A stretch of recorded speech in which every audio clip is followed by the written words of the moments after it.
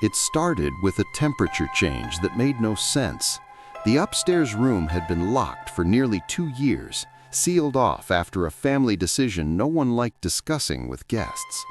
It wasn't abandoned exactly, but it was no longer part of daily life.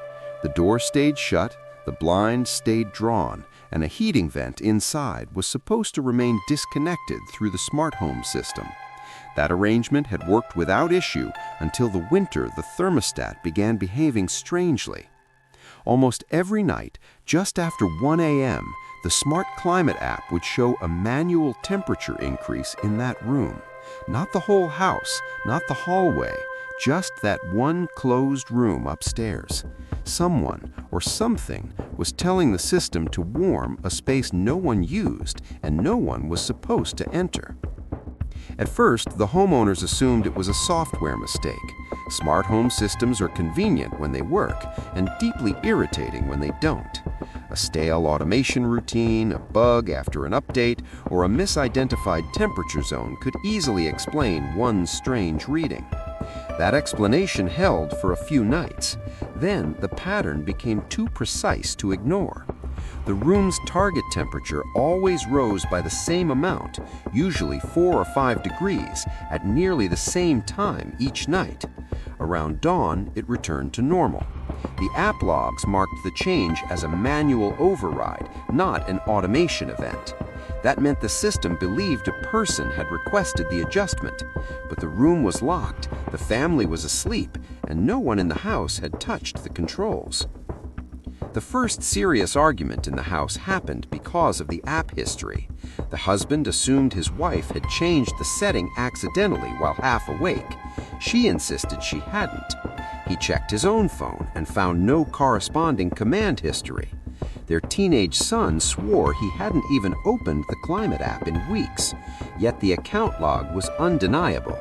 The system recorded valid commands sent from inside the home network, recognized by the thermostat, and applied specifically to the upstairs room. The timestamps were real, the temperature curve was real. The heating bill, which rose slightly higher than expected each week, confirmed that the room was physically warming, even though no one went into it. The room itself had once belonged to the wife's older sister, who stayed with them for several months before leaving the city under complicated circumstances. After she moved out, most of her things were boxed and stored in the room temporarily.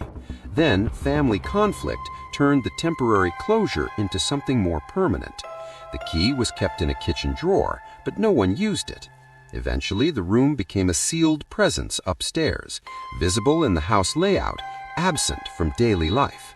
That emotional context made the thermostat anomaly harder to talk about rationally. It would have been easier if the room were a simple guest room or storage space. Instead, every conversation about it stirred something older and unfinished, which meant no one wanted to be the first to suggest the heating changes felt deliberate. One night, the husband stayed awake to catch the change live. He sat in the dark living room with the thermostat app open on his phone, watching the house sit in perfect stillness around him. Just after 1:07 a.m., the upstairs zone icon changed color.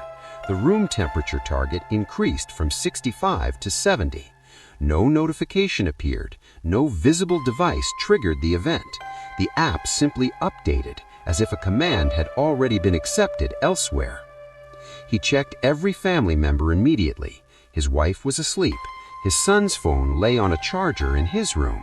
The upstairs hallway remained dark, yet the system had already begun sending warm air to the locked bedroom. He went upstairs and stood outside the door. At first, nothing seemed different. The hallway was cold, the way upper hallways often are in older houses during winter. But after a few minutes, he noticed the faintest line of warmth under the bedroom door. Not light, heat.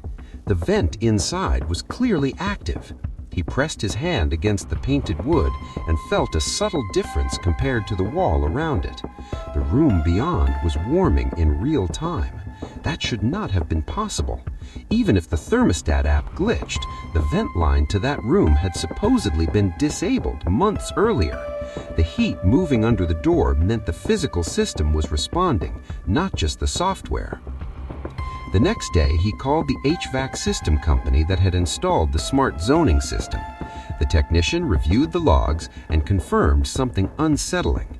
The room's zone damper was opening each night on command and closing again later, exactly as if the house still considered it an occupied space.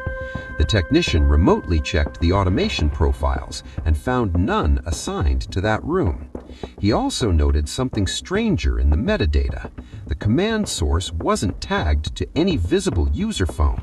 It showed up as a local override issued from within the home control cluster itself, the kind of action normally generated only by a wall panel or hidden service control. The house had no wall panel upstairs, at least none they currently used. That detail led them into old renovation paperwork, where they discovered the house once had a secondary control panel installed on the upstairs landing, long before the smart thermostat upgrade. The visible panel had been removed during remodeling, but the wiring behind the walls remained in parts of the system. That discovery provided the first plausible explanation. Maybe a buried line or ghost input was falsely generating commands at night. An electrician opened the junction behind the main hallway thermostat and checked the signal paths. He found remnants of the older system, but nothing active enough to explain the recurring manual overrides. The technician told them there's a missing command source. Something is issuing instructions from a point the system thinks still exists. The family finally decided to open the room. The wife hated the idea, but the nightly heating turned the locked door from an emotional discomfort into a practical problem. The key still worked. The room opened into cool afternoon light, dust-softened furniture, and stacked storage boxes arranged exactly as they remembered. Nothing inside looked newly disturbed. The bed was made beneath a white sheet, a desk lamp sat unplugged, a radiator cover hid the vent line near the far wall. Most importantly, there was no thermostat panel in the room, no smart device, no hidden tablet or old wall control issuing commands. Yet, when they checked the vent, warm air was clearly moving through it. The house had begun heating the room before they opened the door, and it was still doing so while they stood inside. That should have been the end of the mystery. They were inside, the room was normal, the vent was active. Now they could simply disable it physically and move on. But when the wife walked to the desk, she noticed something she was certain had not been there before. An old ceramic mug sat beside the window, with faint steam condensation around its rim. Not fresh steam, just the residue of warmth having existed there recently. No one in the house admitted to entering the room. No one had reason to bring a mug upstairs into a locked space used only for storage. The husband checked the floor for footprints in dust, but the carpet showed nothing clear. The object itself mattered less than what it implied. The room did not feel preserved anymore. It felt visited. That night, they placed a camera in the hallway facing the bedroom door, and another inside the room aimed at the vent, the bed, and the desk. They also lowered the target temperature for the whole house, so any change in that room would stand out clearly. At 1:06 a.m., the upstairs zone heated again. The hallway camera showed no one entering. The room camera did not capture a person either, but it did record motion, not large movement, but the sheet over the bed lifting slightly at one corner, then settling again as the vent air increased.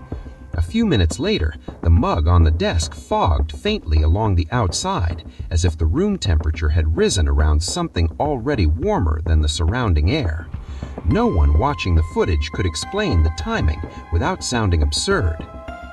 The smart home logs from that same night revealed another detail that hadn't been obvious before. The command sequence didn't start with the thermostat, it started with the occupancy model.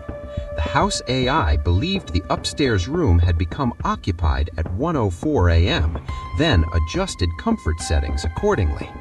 Occupancy in smart systems is usually inferred from motion sensors, device presence, temperature changes, and learned patterns.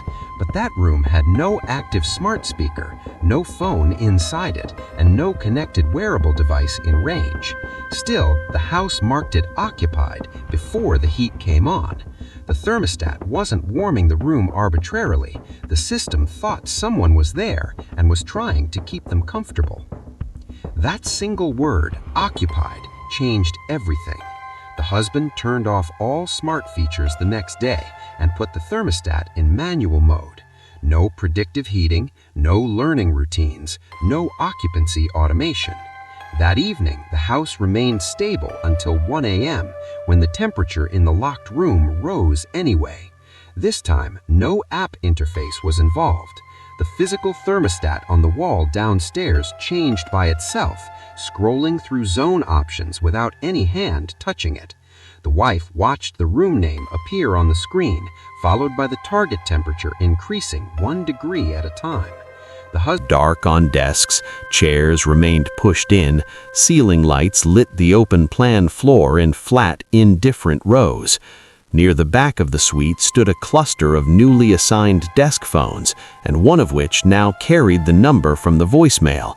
It sat on a clean workstation with no personal items, no paperwork, and no sign anyone had used it yet. The friend checked the activation settings first.